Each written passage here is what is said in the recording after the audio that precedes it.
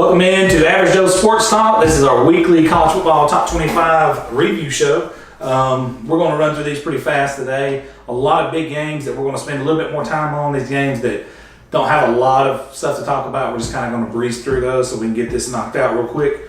We'll just go ahead and start right into Alabama, Louisiana Lafayette, 56-14. Nothing major. A few guys got banged up. Ruggs being one, correct? And just got the wind knocked out of him. yeah. And Jalen's red shirt's gone. Yes. yeah, Jalen's red shirt's gone. 56-14. Everybody pretty much got out healthy. Nothing much to talk about there. Georgia, tight game at the start. Second half kind of flexed its muscles a little bit and pulled away from Tennessee 38-12. Woods, you see anything in there you'd like to talk about? I mean, I didn't. Nah, they just beat up on them pretty good. You know, Tennessee's just not a very good football team right now. Just give I'll them tell you time. who's getting better though is their punter. Yeah, He's a freshman and he booted 171 yards. that's pretty good. When He's he got a lot of activity. They may not have him went back there returning like Etowah, just let it roll. God, here we go, dude. Next game we do want to talk about a little bit. Clemson, get your pen. 27, Syracuse 23. This guy here did everything in his power not to pick Syracuse on an upset, but absolutely nailed the game. I said it would be closer than 7. You said it'd be under 7. It's 27-23. Sunshine went down in the game, trying to do a heroic face-first dive. We don't know, still to this minute, we don't know if it's collarbone or concussion protocol. They haven't really released the information on it, but that being said, if we was to find out anything during the show, we'll let you know. I don't know, that's bad for them, man. I mean, Yeah. I thought he would slice and dice them, and like I said, I that's all tell they you, do. you know, I don't know what it is. It's just happening at the right time. But I'm catching Syracuse every week for some reason. And Some ball teams. yeah, I mean, but they are no fluke. They are a good team. Good coach.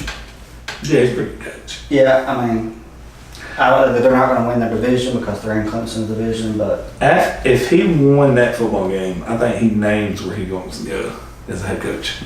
Pretty much. yeah. If he run, status quo at the end of the season, won the ones he's supposed to,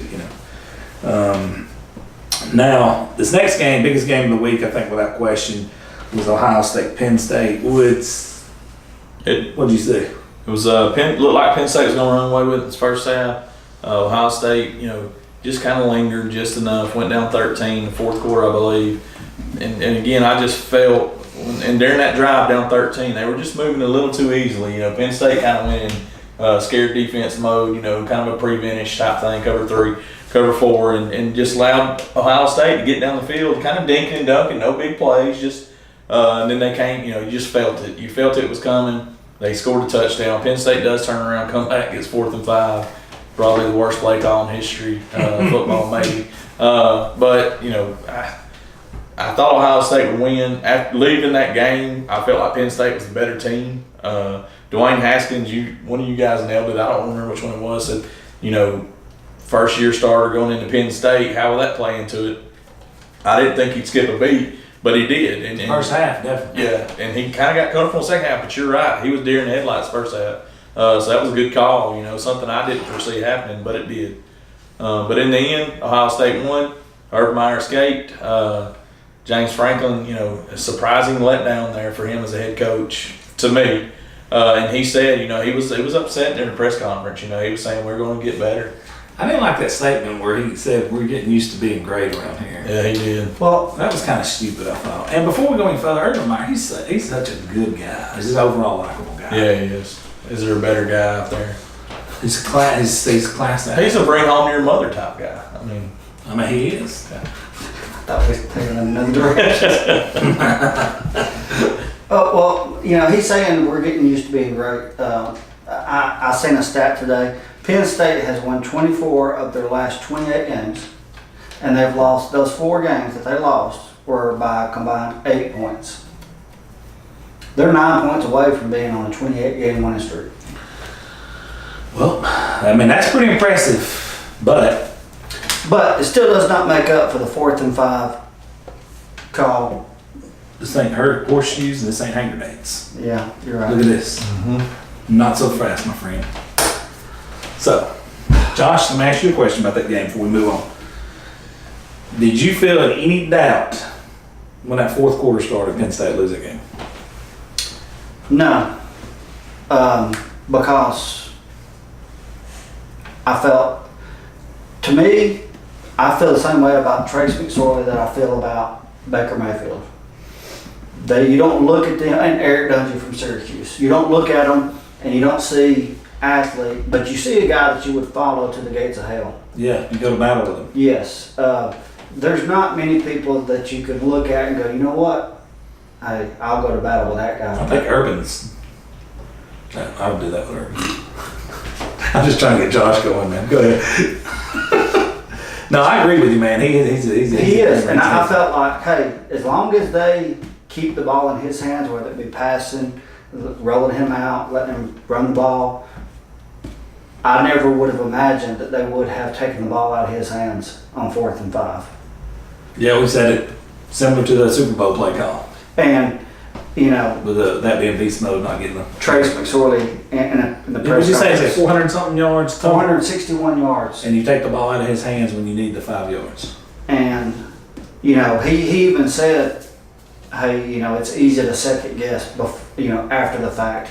No, because when I was sitting there watching the game, if you'd have come to me and asked me, hey, should we run an inside zone read right here? I'd have said, nope, No way. no.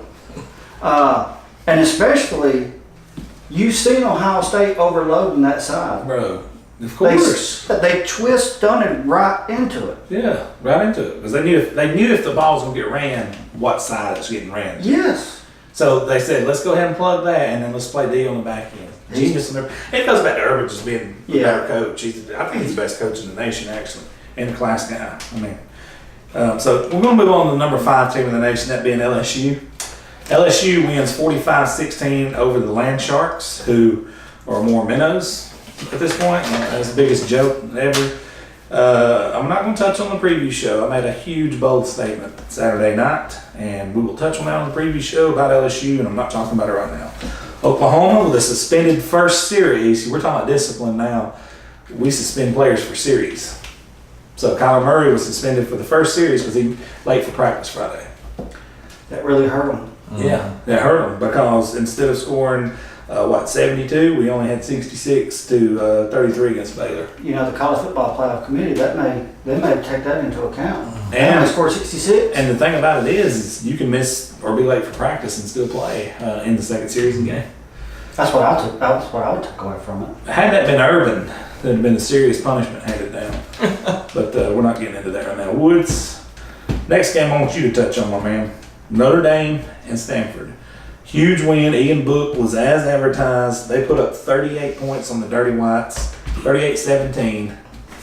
Huge win for Brian Kelly, Book, and the boys in Notre Dame. They jumped out to a lead in the beginning, and then like Stanford was going to come out, you're like, okay, here we go. Now we get the momentum. Then Notre Dame just, that Book kid, he is pretty good. I mean, Notre Dame's probably a better team than I've given them credit for over the last few weeks.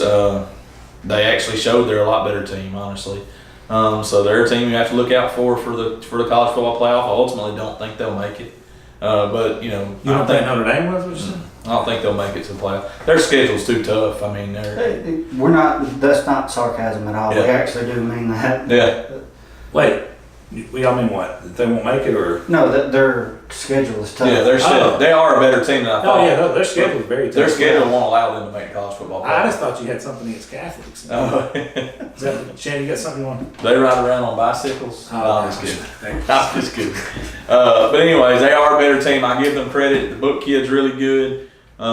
Defense is really good. Brian Kelly, maybe his year, he gets to only 2 or 3 losses, and Notre Dame maybe gets happy with him again. I don't know. Yeah, Notre Dame, they lost their outstanding left guard, Alex Bars, 5th-year senior. Probably going to play on Sundays. He's worst case scenario. I think he tore his ACL and his MCL. You hate that on a 5th-year senior because there ain't no turning back. You know what I'm saying? That's it. The guys played, and had he knew going in that game, this is your last college football game you'll ever play. Yeah, it's too late to get a medical red shirt. Yeah. Yep. Yep. That's sad, man. Now, Joshua, let's talk about your boys. the Malzahn-led War Eagles of the Plainsmen of Auburn. Huge win, 24-13 versus Southern Miss. You don't come in the Plains and get an easy victory, I tell you right now. They showed up, they hung 24 on Southern Miss. I want you to tell us a little bit about the War Eagles. I wished I could. I can't explain it. They're just square peg round hole type deal. You know, Stidham's just not. He's not doing what he needs to do. Stidham. Correct. Go ahead. He's not doing what he needs to do. You keep thinking they're going to wake up. Having said that, number 8 team in the country, they only have one loss. I mean, they can wake up like that and be national, title contenders. So. If anybody could do it, they are notorious for flipping a switch. Yep. Yeah. Like I said, they're the most emotional team year in, year out, the airplane. And if they ever get on the road, especially at home, they're one of the hardest teams. We talked about them like they're a 2-4 team, but they're the number 8 team in the country. Well, not when this comes out. When this comes out, they'll be number 8. Right now, they're number 10 here. Oh, okay. I'm not dyslexic. No, yeah, they are number 8. On this, Oh, yeah, they're 4, yeah. Oh, yeah. we're talking about going into last week's games. Oh, yeah. Got another one. On another one I want you to talk about, and I want you to dig into it. You better be ready. Washington Huskies flex their muscles in a 35-7 win over BYU. I didn't think that game would look like that. Did you? No, I even called out Jake Browning and said he's not doing as well as what he should be. I felt like that was a quality win. That's a massive win. They just beat Wisconsin at Wisconsin. Yeah. BYU, that's a scrappy team. We all thought this would be a. I thought it was going to be a close game. Yeah, we all did. I think everybody picked a close game in that one. I thought it'd be a scrappy fourth quarter game. But, maybe we should have seen this coming, but I think BYU matches up well with Wisconsin. Like we talked about, they out Wisconsin. That's usually hard to do, but Yeah, and Washington is nowhere near the team that Wisconsin is. 2 different offenses, 2 different mentalities. Wisconsin's more of a big bruising. I got an X factor question for you. If Washington played this Auburn team again right now, what would the score be?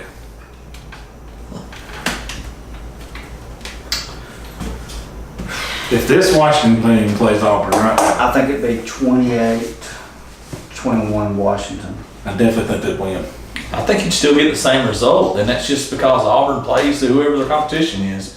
Auburn would come out and play like a national title contender against them, and I think it'd still be the same result as it was earlier in the year. A close win by Auburn. I don't know. Auburn just looks different. They do. They look. I just think Hey, what's the whoever they status on 28 Booby, whatever the running back? He got injured now for Auburn. He said, I remember he walked off the field, he couldn't raise his left arm. Honestly, I didn't watch any of it after the rain delay. Dude, he come off the field, his arm, like he wasn't moving it. He's doing this. That's not a good sign. Yeah. Woods, let's talk about the ex-Florida Gator Will Greer hanging 42 on Texas Tech, 42-34. 12th ranked West Virginia, massive win on the road. He played well in the first half. They were actually up 28-10 at halftime. Texas Tech made a furious comeback there at the end, made it 35-27, I think. And then Greer threw another touchdown pass. Texas Tech got the run at the end to make it 42-34. Was that the final score? 42-34. Do you think they got the best receiving core in the nation? Yeah, I think they have the best quarterback in the nation throwing to him. So yes, I think he did throw 2 picks in that game, but he's that dude's on another level, bro. He's another level quarterback. It's good. Yeah. It's real good. He's got 3 years of doing it that leads me to believe he's the best quarterback in the nation. Question for you, man. Yeah. Do you think Tua's better than him? Yeah, I do. Than what? Than Yeah. Will Greer? Yeah. We don't allow drinking on this show. What are you talking about? Y'all don't think two is better than Wilbur? No, Not at this point, no. Maybe in 3 years when He's got has, potential. Yeah, he does have Tua potential. didn't miss a pass this week. Tua's playing the Went Louisiana 8 for Raging 8. Cajuns at home. 8 for 8. He's playing the Raging Cajuns at home. Y'all don't even know what a complete Tua game looks like because he hadn't played a complete game. He'll play one maybe in November sometime when they play an actually ranked team. One of those teams is fixing to take a lick next weekend. We're going to talk about like MJK. Teasing it. I'm just saying. Now, I'm gonna let you talk a little bit about the defending national champs. Pretty big win over Pitt, 45-14. Yeah, good Pitt squad. Do you respect the defending national champs? Do you? No, I do not. You don't. No, You don't respect them? How many game winning streak are they on now? 17. That's pretty impressive. You know, James Franklin talks about going on a winning streak like that. They actually go do it. That's why they're defending national champions. You know, if Auburn could have just won that game, we wouldn't be discussing I don't this. think Auburn wanted any of them. I think Auburn's head was somewhere else. It was in the college football playoff for some reason. You're not, I mean, UCF beat a 4-loss Auburn team. I'm sorry, but that's not something you hang your hat on. Now, diving into this next game, was I mistaken or was Northwestern up 14-0 on Michigan? They were. They were up 17. 17-0. Yeah, 17. I thought. And then Michigan picked it up, 14 ranked Michigan, and came back and won that football game. Took all 4 quarters when they come back. It wasn't like they just stood up and it's a boring game. Just How in the world do they get down 17-0 to Northwestern? Northwestern just one of them funny places, dude. Just it is early game, but Michigan's not very good either. So I mean that's Michigan is not. I agree. I think that just speaks to how good of a coach Harbaugh is. Jimmy Harbaugh. Yeah. He's no Urban Meyer, but he's a pretty good football coach. No Urban Meyer. Number 16 or number 15 was off this week. That would be Whiskey, Wisconsin. Number 16, Miami played Thursday night, 47-10. Easy win there. Turnover chains. The whole 9 was going on. Kentucky, just like I said, would beat South Carolina soundly. They did, 24-10. Business as usual by this. I think it's safe to say blue collar, lunch pail, load them up in the truck, boys, we're going to work team is what Kentucky's become.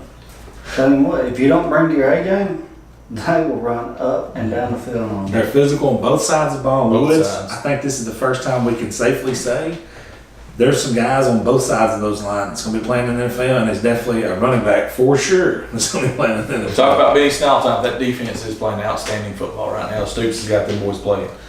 Look at the last 2 weeks. You hold Mississippi State to 7, and you hold South Carolina to 10. Conversely, you score, was it 28 and 24? Mhm. I mean, put those 2 combined scores up. I mean, that's 2 sound. It ain't one of these behind the woodshed. It's just one of those sound wins. You know what I mean? Yeah. Workmanlike wins. It's not a fluke. No, at this point, it's not a fluke. No, you look at this, if you watch Kentucky, you see that they're just playing better football than whoever they line up against. They're just playing better. Yeah. One thing I'm gonna say before we move on, I said before the season started, I didn't think South Carolina was good because last year they're the same offense. Florida had a better offense than them last year. I was really high on South Carolina. Had I them was going too. 10-2. I was too. I was high on them. I said they were going to be atrocious, and their status quo to being atrocious because it starts at the top, no improvements on offense. It's like I said, they've gotten worse, progressively worse. Defense on the field too long because of It's wear out. You know, it's carbon copy with Florida without the athletes. Mhm. It's a carbon copy of what we was at Florida without, you don't get the Florida athletes there. Next game, Texas 19, they squeaked by K-State. Woods, anything stuck out to you on that game? No, I think we all called that game too. Kansas State's a tough place to play. Texas is an improved team, but not that much improved where he's going to dominate Kansas State at home. I think, it is what it is. Texas is a better ball club though. Herman's They're playing a got lot him in the better right football direction. right now. Yep, Herman's got him going in the right direction. He's off that hot seat. Yep. And this right here leads into the Red River rivalry next week. And then he'll be back on the hot seat. Josh, number 19, Oregon, didn't have their head held so low after the Stanford loss, and that was a gut-wrenching loss to have happen on their own field, and then they go over to Cal and they pull out a 42-24 victory. That's pretty impressive considering the gut-wrenching loss a week before. To hold Cal to 24 points is to hold any Pac-12 team to 24 points it's a good day. It's a good day's worth of work. Yeah. Small's going in the right direction. Yeah. I like the way they responded to that loss.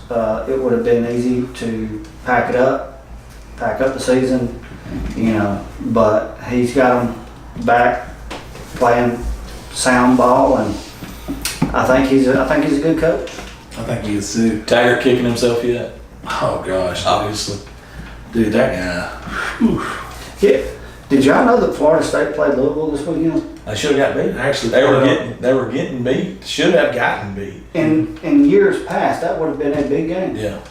Jimbo Fisher, Bobby Petrino. Had some fluke touchdown at the end to win. I mean, it wasn't fluke. The kid had like a 60 or 70 yarder, but it was, they should have lost. But we didn't even discuss that game. It wasn't even on my radar. I always peek in just to make sure they're going to lose. Been pretty pleased this year, buddy.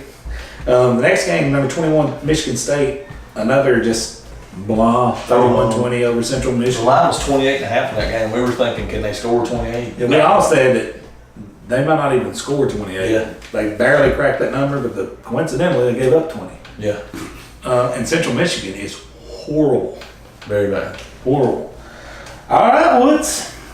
Number 22, Duke, gets throttled by Virginia Tech. All that basketball schools are back stuff went out the window. Well, it's the typical, we've seen it a million times in our lives, team like Virginia Tech gets beat the week before by some high school team. They're going to come out next week and they're going to win. It's just the way it is. We've seen it. How many times have you seen it? Basketball, football, baseball, anything you see it in, it happens. Right. Everyone gets down on them. They load up on Duke. Hey, guess what? They're not going to win. Virginia Tech came out and played the way they have been playing outside of the Old Dominion game. Old Dominion beats them, and then they turn around and beat them. What's Old Dominion's mascot? Dude, didn't Old Dominion lose to like Yeah. somebody like Liberty. Liberty, yeah, and then turn around and beat Virginia Tech. All right, not to skip you, Josh, but I got to go back with Woods on this next one, baby.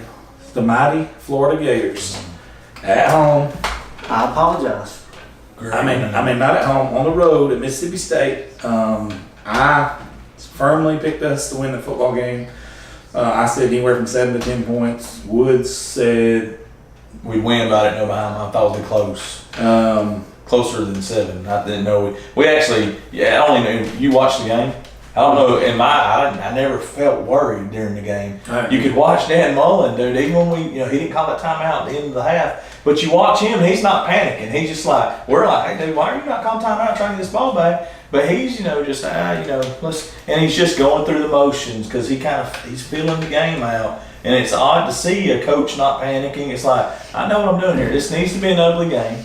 I need Franks to have about 200 yards passing. the best game he's played as a Gator. Yeah, I mean, and he didn't throw a touchdown pass. He didn't throw one, but he managed the game. Man, he was hitting those slant routes. He was hitting the third down. And a shout out to Jordan Scarlett, who had 20-something yards rushing on 10 carries. But let me tell you something. When we dropped back, dude, he picked up I don't know how many freaking blitzes going across the quarterback and giving him time to throw. Franks made nice throws. The one pick he threw was a poor decision. He hummed it in there and bounced off a hand, and it got picked. But, I mean, I tell you what, our defense, dude, is like, they're coming to play, bro.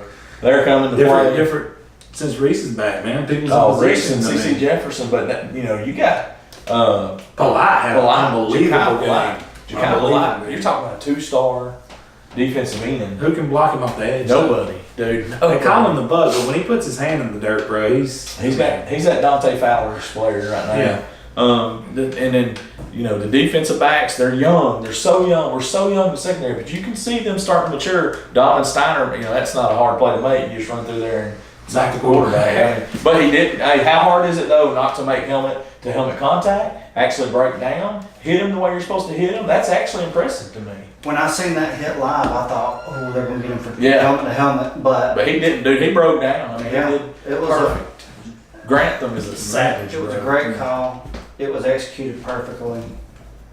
Just a delay. But after I watched Mullen's press conference after the game, and they asked him, "Hey, did you ever, tell Grantham, hey, maybe don't blitz so much here at the end. Let's let play." He said, "No, why would I do that?" He said, I'm not the one that watches film on them. I'm not the one that draws the game plan up." He said, "I've learned my lesson about that. And you know what?" He said, "Sometimes you're gonna blitz, they're gonna hit passes. Sometimes you're gonna sit back and they're still gonna go down the fairway." He said, "So he needs to do his thing. I trust him." Dude's so in control of everything, bro. It's just like, you know what? If we lost by blitzing, that's how we got there anyways. Grantham called an excellent game, and I think the difference in the game, you guys stop me if I'm wrong, we made the adjustments at halftime and made no adjustments. Yep. They did the exact same thing they did in the first half. We adjusted just enough to win the game. And how huge was the double pass with Tony? It was, and the freaking drop by the Mississippi State guy down the middle of the field up 6-3.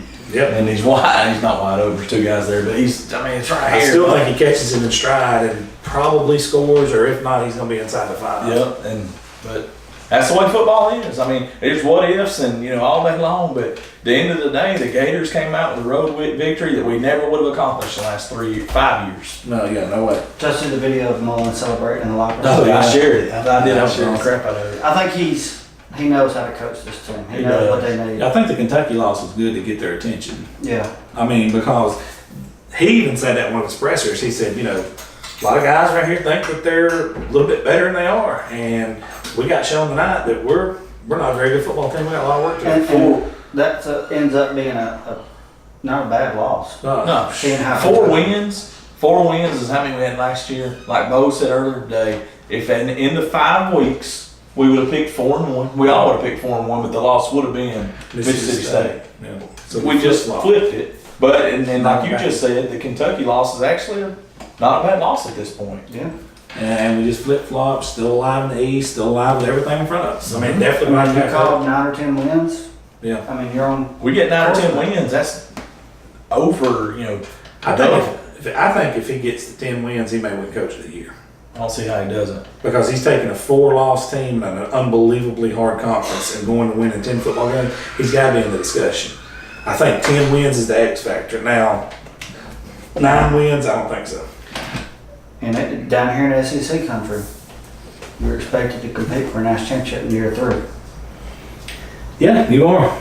Now, that goes to recruiting and some other things that's going your way, but yeah, I agree with you. But But by year 3, fans start murmuring, Oh, yeah. 9, 10 wins ain't gonna do it. I mean, at Vanderbilt and some other places, but the major schools, Florida, At the big Alabama, ones, yeah. Auburn, Georgia. Now, let me just say, you guys got anything else before we close out? Nope, great week. These next few weeks are going to be real exciting. I'm very excited, yeah. It's starting to pick up. Business is starting to pick up. Obviously, we're all playing for second place. I mean, I don't know why we're even doing the rest of the season, but we will. You think We'll Ohio plod State's along. that good? I think Ohio State is that good, yes. I They're do. definitely got the best Yeah. coach. I I guess the closest team you could think to them right now would be Georgia or Alabama, but I do think Ohio State's a little bit ahead of everybody else. Hey, I'm telling you, dude, don't sleep on LSU though, bro. They're about to get beat this weekend, but beyond that, they got a shot. Yeah, they're getting beat. Guys, we're going to shut it down. Please hit the subscribe button. Please hit the bell for the notifications so you can get all of our videos as soon as they drop. Thank you and have a good night. Go Douglas.